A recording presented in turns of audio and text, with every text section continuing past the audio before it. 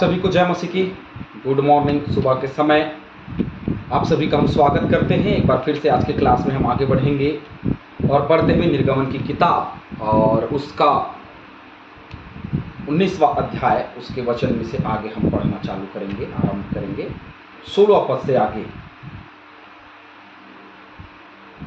16वें वचन से आगे। जब तीसरा दिन आया तब भोर होते ही बादल गरजने और बिजली चमकने लगी, क्योंकि ये तीसरे दिन की तैयारी के लिए परमेश्वर ने पहले ही बता दिया था कि 3 दिन कैसे तैयारी करनी है और 3 दिन उन तैयारियों पे कैसे अमल करना है और उन 3 दिनों तक स्त्रियों के पास नहीं जाना, पवित्रता के साथ में परमेश्वर की समीपता में रहना।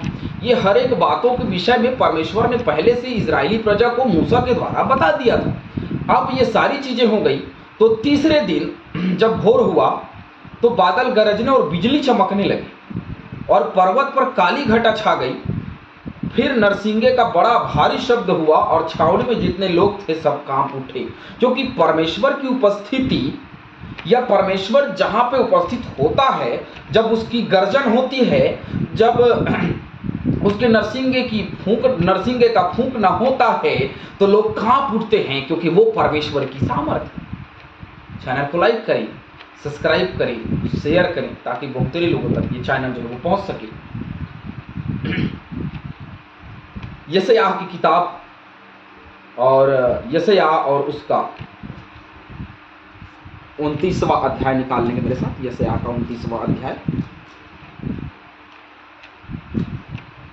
परमेश्वर की उपस्थिति में एक गर्जन है और एक डर का माहौल, एक भय का माहौल उस स्थान पे छा गया है, क्योंकि परमेश्वर वहां उपस्थित है। जहां परमेश्वर की उपस्थिति होती है वहां लोग कांप उठते हैं। यशायाह 29:6।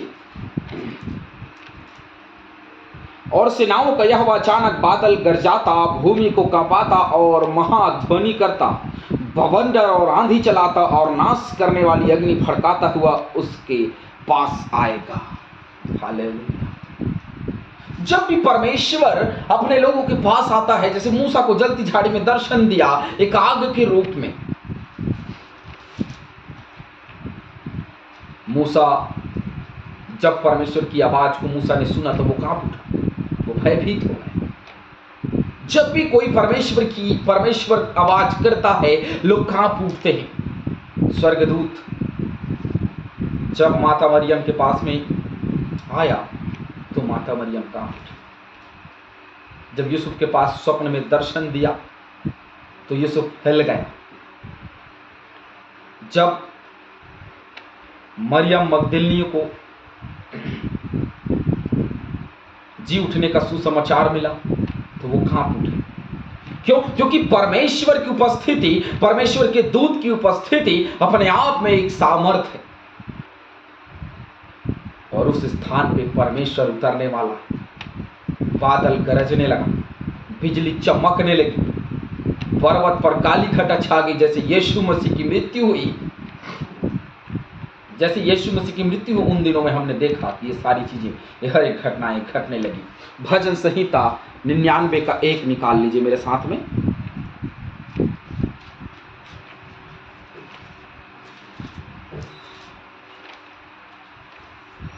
यहोवा राजा हुआ है, देश देश के लोग कांप उठे, वह करीबों पर विराजमान है, पृथ्वी डोल उठे। हालेलुया। क्योंकि वो करूबों पर विराजमान है, पृथ्वी डोल उठे। उसकी उपस्थिति है इस स्थान में, पृथ्वी डोल उठे। क्यों? क्योंकि परमेश्वर जिस स्थान में होता है वो स्थान अपने आप कंपन करने लगती है, बिजली चमकने लगती है, बादल गरजने लगता है। नरसिंगे का भारी शब्द जब हुआ तो छावनी में जितने लोग थे वे सब कांप उठे, क्योंकि सबको पता चल गया कि अब परमेश्वर की उपस्थिति। हालेलुया।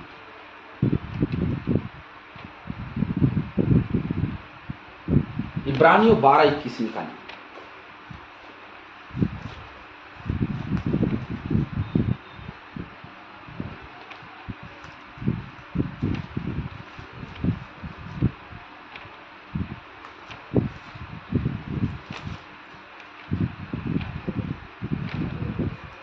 और वह दर्शन ऐसा डरावना था कि मूसा ने कहा, मैं बहुत डरता और कांपता हूँ। मैंने पहले बताया आप लोगों को कि मूसा जो है वो डरता और कांपता है, क्योंकि परमेश्वर का दर्शन अपने आप में इतनी सामर्थ्य से भरा हुआ है कि बादल गरजने लगता है, बिजली चमकने लगती है, काली घटा छा जाती है, नरसिंह का भारी शब्द हो जाता है और लोग कांपने लगते हैं। हालेलुया। पहला शामिल निकाल लीजिए। चलिए कुछ और वचनों को हम देखेंगे, उसके बाद में आगे बढ़ेंगे। पहला शामिल 13:7।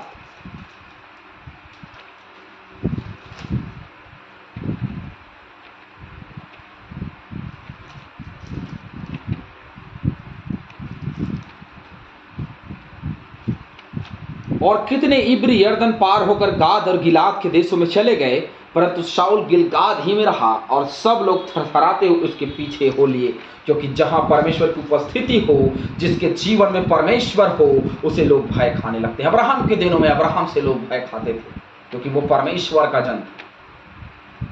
हालेलुया। पृथ्वी कांपने लगती है, बादल गरजने लगते हैं, काली घटा छा जाती है। जब यीशु मसीह की मृत्यु हुई तो हमने यही चीज़ों को देखा, बादल गरजने लगी, बिजली चमकने लगी और काली घटा छा गई।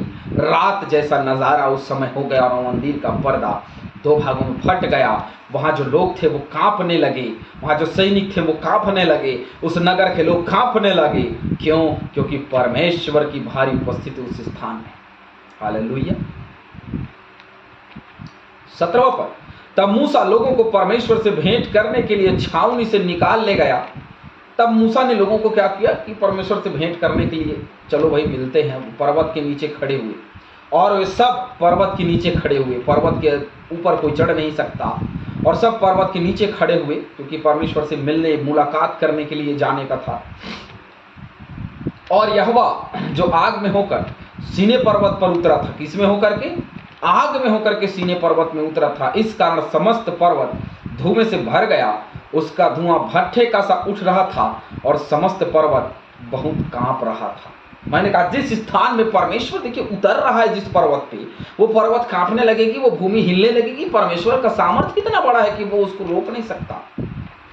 वो आग के रूप में उस स्थान में उतरा है, धुआं ही धुआं है, भट्ठे के समान धुआं ही धुआं है, क्योंकि आग जल रहा है, धुआं ही धुआं है, और समस्त जो सीने पर्वत है वो हिल रहा है। हालेलुया।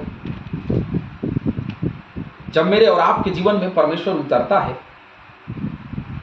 तो हम हिलने लग जाते हैं, सचमुच में हम हिलने लग जाते हैं। जब पवित्र आत्मा की उपस्थिति जब हमारे जीवन में होती है तो हम कांप उठते हैं, हमारा जीवन हिलने लग जाता है, हमारे जीव जो है वो पलटने लग जाते हैं। उसकी सामर्थ्य इतनी बड़ी है कि मनुष्य मात्र उस सामर्थ्य की आग को महसूस भी अगर कर ले तो उसका भय इतना बड़ा होगा कि ताज़ जिंदगी वो पाप ना करे। हालेलुया। लेकिन इंसान पाप करता है इसलिए जो कि उसकी सामर्थ्य को वो समझता नहीं। आप समझिए उसकी सामर्थ्य क्या है। एक पर्वत पे उतरने से पर्वत का हालत ही गंभीर है। यदि मनुष्य के जीवन में उतरे तो सोचिए क्या होगा, कितना बड़ा बदलाव होगा। यदि बदलाव नहीं हुआ तो हम नहीं कह सकते कि परमेश्वर हमारे जीवन में उतरा। बदलाव चाहिए। यदि उतर रहा है तो बदलाव चाहिए हमारे जीवन में। 19वां पद, फिर जब नरसिंगे का शब्द बढ़ता और बहुत भारी होता गया तब मूसा बोला। अब नरसिंगे का शब्द जो है वो बढ़ता गया, बहुत भारी होता गया, बहुत तेज आवाज आने लगा। तब मूसा बोला और परमेश्वर ने वाणी सुनाकर उसको उत्तर दिया। मूसा बोला और उसने वाणी सुना करके उसको उत्तर दिया। क्या उत्तर दिया? और यहोवा सीने पर्वत की चोटी पर उतरा और मूसा को पर्वत की चोटी पर बुलाया और मूसा ऊपर चढ़ गया। देखिए बड़े जोर से, बड़े तेज आवाज में लोगों को सुनाई दिया और बुलाया, मूसा आ जा ऊपर।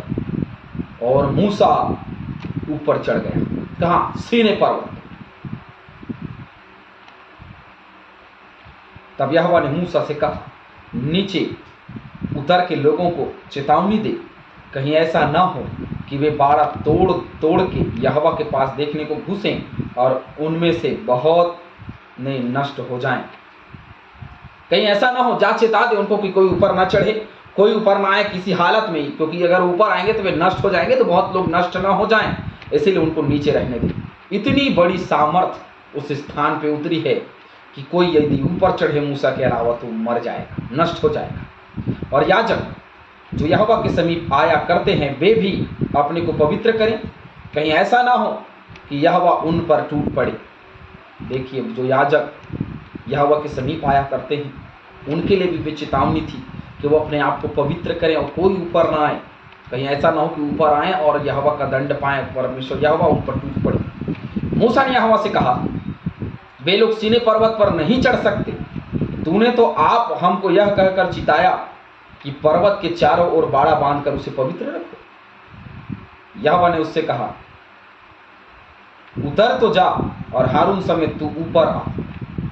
उतर तो जा भैया और हारून समेत तू ऊपर आ। परंतु याजक और साधारण लोग यहोवा के पास बाड़ा तोड़ के ना चढ़ आए, ऐसा ना हो कि वह उन पर टूट पड़े। अतः वे बातें मूसा ने लोगों के पास उतर के उनको सुनाई। ये पूरी घटना, इसके बाद में परमेश्वर ने मूसा को 10 आज्ञाएं दी और वो 10 आज्ञाएं देने के लिए एक बड़ी तैयारी 3 दिन से हो रही थी। बड़ी पवित्रता की तैयारी, बड़े सामर्थ्य की तैयारी और एक ऐसा नियम जिसके द्वारा पूरी इजरायली प्रजा चलाए जाने वाली थी। उस पूरे व्यवस्था को, उस पूरी आज्ञा को परमेश्वर ने एक साथ दे दिया, जिसको हम 10 आज्ञा कहते हैं। और बाकी लोग जो नॉर्मल लोग हैं, जो याजक हैं, वो ऊपर ना चढ़ें, कहीं ऐसा ना हो यदि ऊपर चढ़ेंगे तो वो मर जाएंगे, तो बहुत नॉर्मल लोग वहां ना जाएं, बहुत साधारण लोग वहां ना जाएं। इतना उपस्थिति जब वहां है तो इतना नियम बांध करके परमेश्वर ने रखा कि नीचे वाले लोग ऊपर ना आए। तूने तो पहले बताया था, मैंने चिता दिया उनको, नहीं उतर जा, जाके फिर से बता, कहीं ऐसा ना हो कि वो लोग बातों को भूल जाएं और ऊपर आके दंड पाए। बता ना कि किसी भी हाल पे वो ना चढ़ पाए। हारून समेत तू ऊपर आ, केवल हारून को लेकर के ऊपर आ, तू और हारून दोनों मुझे ऊपर में चाहिए, क्योंकि एक विशेष आज्ञा उनको मिलने वाली है। आने वाले क्लास में हम 10 आज्ञा के विषय में चर्चा करेंगे, देखेंगे कि कैसे मूसा ने 10 आज्ञाओं, परमेश्वर ने मूसा को 10 आज्ञाएं दी, लेकिन उससे बड़ी तैयारी जो अभी हमने देखा 19वें अध्याय में, वो एक बड़ी तैयारी थी, पवित्रता की तैयारी। यदि आज हम परमेश्वर की आज्ञाओं को, परमेश्वर के वचनों को अपने जीवन में लेना चाहते हैं तो एक बड़ी तैयारी हमको करने की आवश्यकता है। हालेलुया। एक बड़ी तैयारी के साथ में परमेश्वर यहोवा के वचनों को पढ़ें और उसके वचनों में आगे बढ़ें। यदि हम सुसमाचार का प्रचार करना चाहते हैं तो बड़ी तैयारी के साथ में आगे बढ़ें, पवित्रता के साथ में आगे बढ़ें। परमेश्वर हम सभी को बहुतायत से आशीष दे। आमीन।